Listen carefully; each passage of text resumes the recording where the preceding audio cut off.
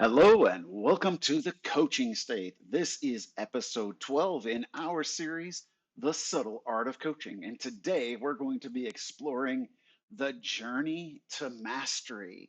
How do people move from being very low skilled at something, learning something new, to being very, very skilled at something at the highest level?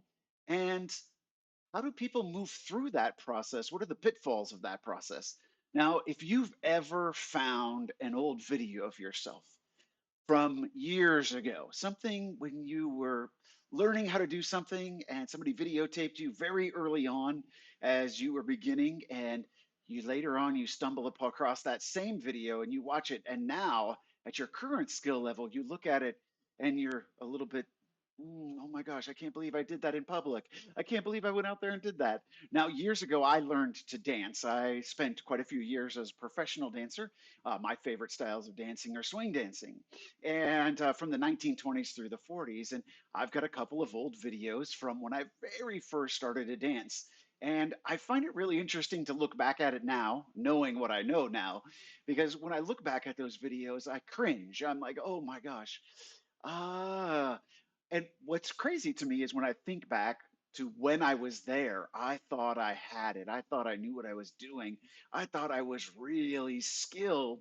And now looking back with my current level of skill, I cringe at it. And it's like, oh gosh, what happened?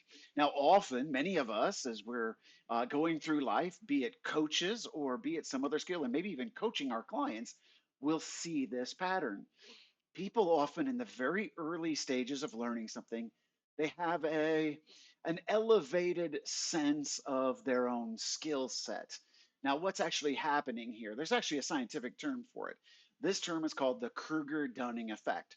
And the Kruger-Dunning effect says, in simple forms, that a person's skill at a task is equivalent to their ability to evaluate their own skill.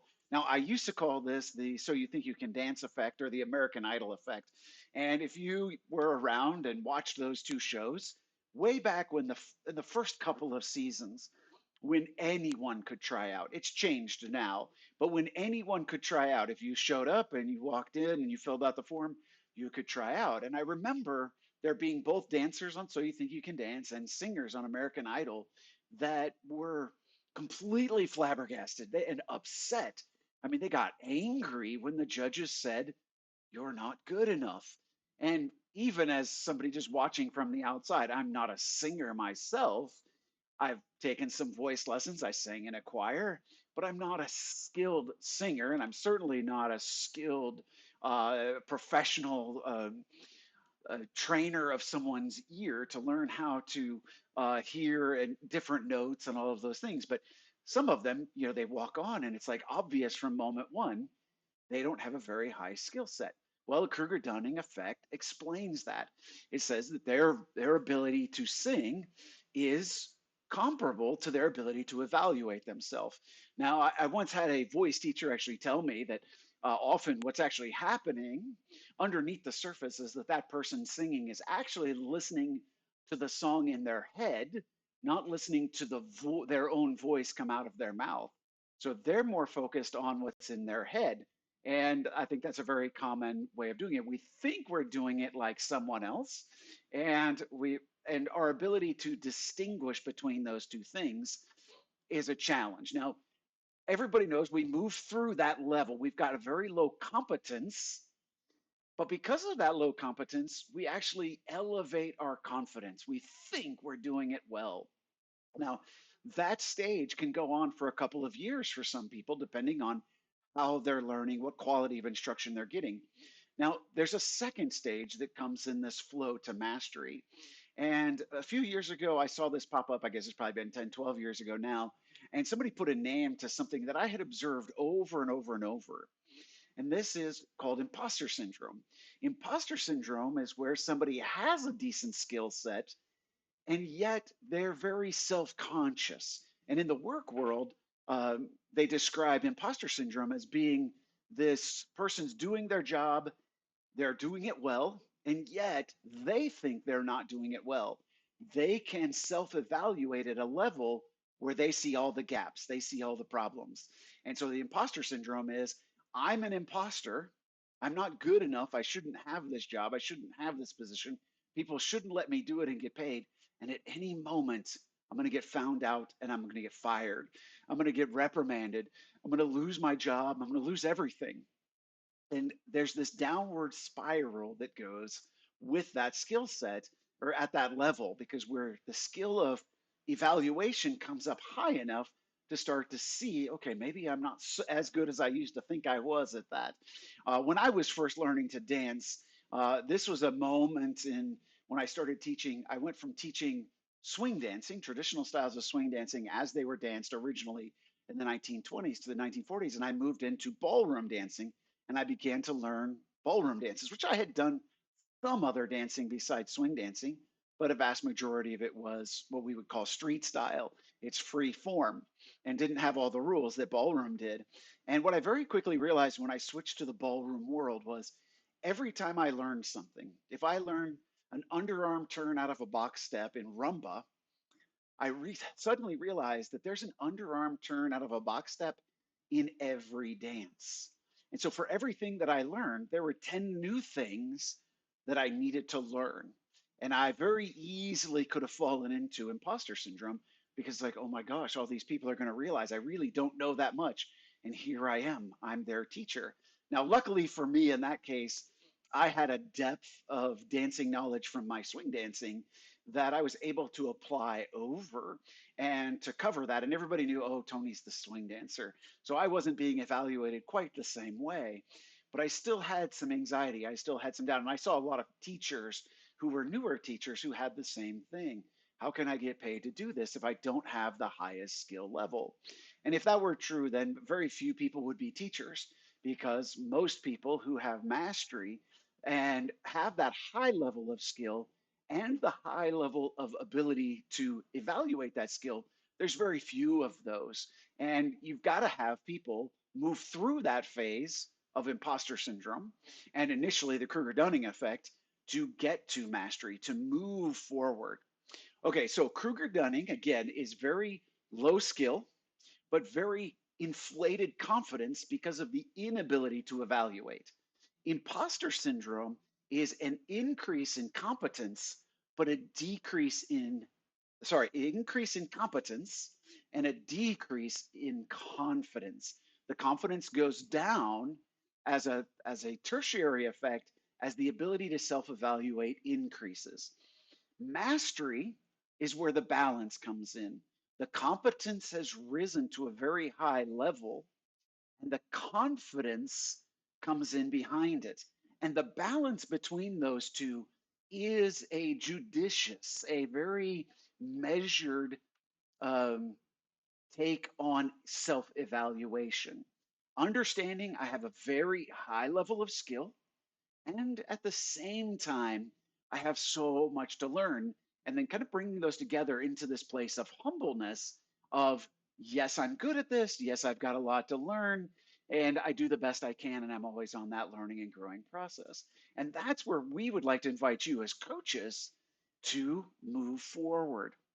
A lot of new coaches come in and they have, oh, well, I learned the best model, therefore I'm a great coach. They go out into the world and not every coaching session goes great as it did in their classroom training. And they're like, well, why did it work in the classroom training? I've got a little secret for you. Often it works in the classroom training because everybody just learned the same thing and everybody knows where you're going. That's one of the reasons why in our level 1 and level 2 programs, we really encourage people very quickly in the beginning of our program, once you have the full model of a formal session, we encourage all of our students to go out and find real world clients, work through that because that's where the true skill development comes. That's where the challenges come. That's where building that resilience to it not working, finding that flexibility, that's where it comes in. So, how do you progress through these stages? Well, first off, you need to be aware. That's what this video is all about. This video is about growing your awareness of where you might be in this process. There's an old saying, you can't change what you're not aware of. So, this is your new awareness. Awareness that there are 3 stages in this breakdown of movement to mastering a skill. Once you've done that, some easy ways to help you move through that, especially those first two stages and into the mastery, moving that direction is going to be self reflection. Record your sessions, record your own coaching sessions, watch, listen to them back, watch them back, self evaluate and reflect on them. What am I doing well? What could I do more or less of to be even better? And what do I absolutely need to do differently next time to get even better at what I'm doing? Take some time to self reflect. Early on, when I was dancing and we would get ready for different dance competitions, we would often videotape ourselves, watch back the video, because often in my mind, I felt for the same thing as the American Idol effect.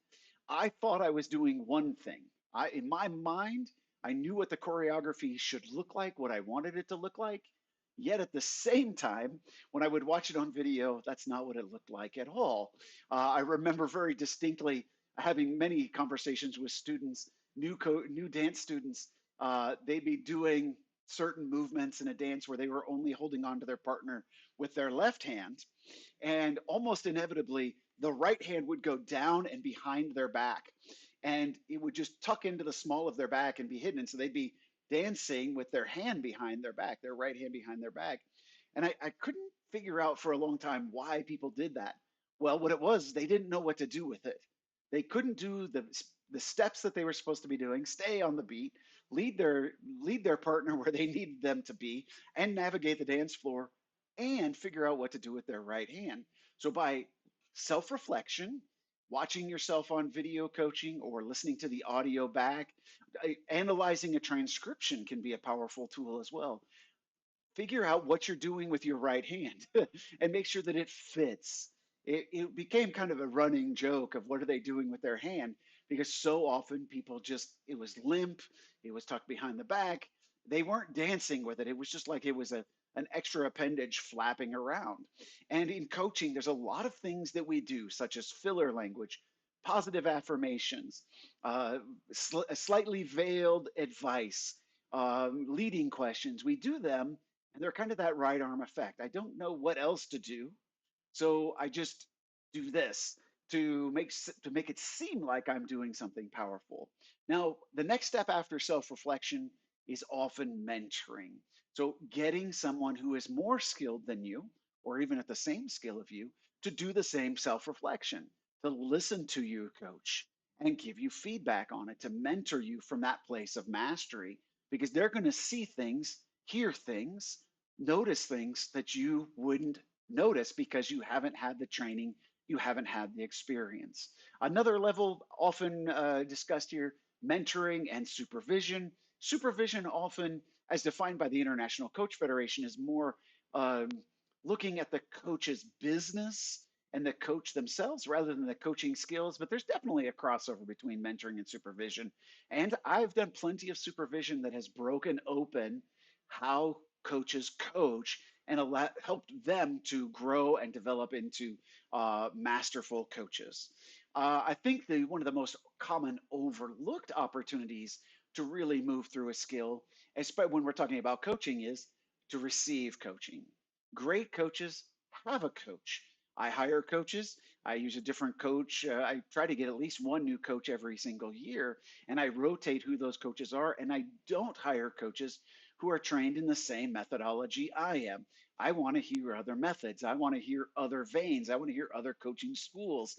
I want to hear something different from my coaches.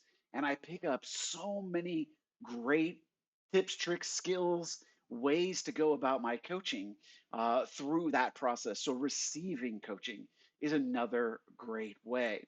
Now, again, if you just are going in and you're coaching and just trying to get better without any of those skill sets or without any of those processes, you're probably going to struggle to really get better because you can't self evaluate and perform at the highest level at the same time until you reach that mastery level. That's actually part of the mastery conversation. The ability to self analyze as you go and to adjust on the fly is part of the mastery skill set. Now, beyond you being a coach and developing these skills for yourself, remember that this is the struggle that many of your clients will be going through. Clients who are taking on something new will often be experiencing the Kruger-Dunning effect. So asking them questions about how they might self-reflect, how they might receive feedback, how they could, get supervision using terminology that fits their world, but remembering that the Kruger-Dunning is often in effect. Their ability to evaluate themselves is very low if their skill level is very low. And so they will often have that, again, that inflated confidence in it. Now, the most common thing I run into is coaching isn't really the Kruger Dunning, it's the imposter syndrome. I was really thankful when the first TED talk came out about imposter syndrome. Now there's hundreds. But when that very first one came out and I learned about it, it explained what I had been experiencing with my clients since I had become a coach back in 2003. I could see the self doubt, this sense that, oh, I'm an imposter. I'm about to get caught. Oh, what do I do if I get caught?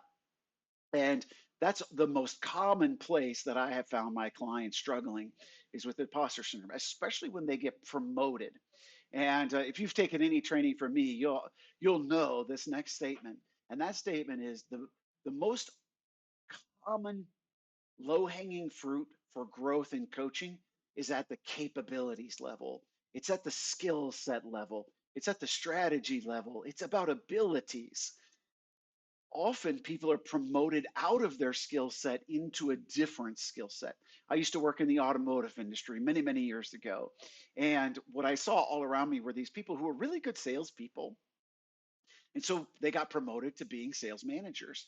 And then they flopped terribly because the skill set to be a sales manager is very different than just being a salesman by themselves. I also ran into this with a project I worked on with Nintendo. They were having trouble, they were losing so many of their best coders. And with a little bit of questioning and analysis and interviewing and some 360s, we realized very quickly the challenge was they were taking their very best coders who loved to code, who loved to create, uh, and do that job. They were taking them and promoting them into management because they had a promote from within policy. And although it was a tough change for them, they realized what they really needed to do was to bring in skilled project managers and let the coders code. The other piece of what we found out through that process was that most of the coders who were promoted would then leave the company because they didn't want to do the project management. They didn't like it. They weren't good at it. And what would they do? They would go to another company, taking their whole skill set and experience. They'd go to back to another company and start coding again. So they were just letting their best talent flow out the door instead of retaining those people, instead of being willing to give them raises after a certain point to honor their skill set and their loyalty for staying. So again, we've got to keep that in mind that people are often struggling and they don't want anybody to know around them. So as coaches, recognize that pattern and coach them on what are the skills you need to develop. If you were really good at what would make you feel more confident in your position. Those are the skills that they need to focus on. I do a lot of it with career coaching and career progression coaching. And the most common thing I coach on is skill set. What is the skill set at the next level? Start working on that skill set now. Most often, in most organizations, people are jumping through the hoops and doing all of the required training and things that they need to do just to get promoted. So the goal is get promoted. What the goal should really be is how will I be successful? Building towards being successful in the next role, in the next position, in the next title, at the next level. So developing that ability, and that often takes mastering a different set of skills. And it doesn't have to be that you're the best in the world when I say mastery. I just mean that you have a high level of skill and a high level of self analysis so that you can orient and adjust and keep improving. So notice where your clients are in that process. I'd be willing to bet a vast majority of your clients who are struggling, especially when it comes to career, jobs, etc., it's going to be imposter syndrome in some shape or form. And so coach them around their capabilities, coach them around their values to get them motivated to develop those skills so that they can make the choices necessary to become the kind of person who is successful in the role. Make it about that person becoming the kind of person they want to be, their best self as it fits into their legacy, their calling, their contribution, the impact that they want to have on the world. When you can align all of those things and start working on developing the skill sets to support it, that's when the magic will happen. I hope you've enjoyed this video. If you've enjoyed it, please hit that like button, share it out to some friends, subscribe if you'd like to get our future episodes. We look forward to hearing from you in the comments what your thoughts are, and we hope you have a great day. Until next time, keep on coaching.